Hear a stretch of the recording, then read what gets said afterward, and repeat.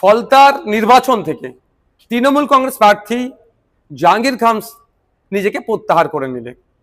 এটা নিয়ে প্রচুর চর্চা হচ্ছে, কিন্তু প্রশ্ন থেকে যাচ্ছে জনমানসে, স্বইচ্ছায় তিনি নিজেকে গুটিয়ে নিলেন, না বিজেপির সাথে সমঝোতার তিনি বার্তা দিলেন, না তার দলের অভ্যন্তরীণ ডিসিশন তিনি মানলেন।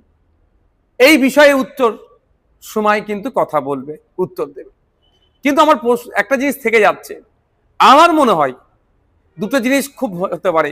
একটা হচ্ছে বিজেপিকে সমঝোতার বার্তা, যে বিজেপির নেতৃত্ব, যে বর্তমান মুখ্যমন্ত্রী শুভেন্দু অধিকারী মহাশয় জাহাঙ্গীর খান সাহেব সম্পর্কে যে কথা বলেছেন, তিনি সেই বার্তা দেওয়া যে আমি তোমাদেরই লোক, তোমাদেরকে সুযোগ করে দিলাম।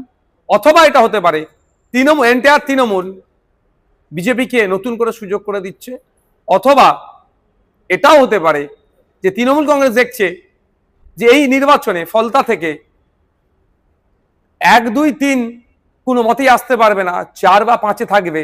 সেই জন্যই নতুন করে আমার মুখ থুবড়ে পড়লে পার্টি ঘুরে দাঁড়াবার আর কোনো জায়গায় থাকবে না। ফলে এটাকে সুকৌশলে জাহাঙ্গীর খানের নাম দিয়ে এড়িয়ে যাচ্ছে। তবে সময় কথা বলবে। তবে তৃণমূল কংগ্রেস যে দুর্নীতি অন্যায় করেছে, সেই অন্যায় দুর্নীতির আর মাপ ক্ষমা বাংলার মানুষ করবে না। নতুন করে আর তৃণমূল কংগ্রেসকে বাংলার মানুষ চাইবে না।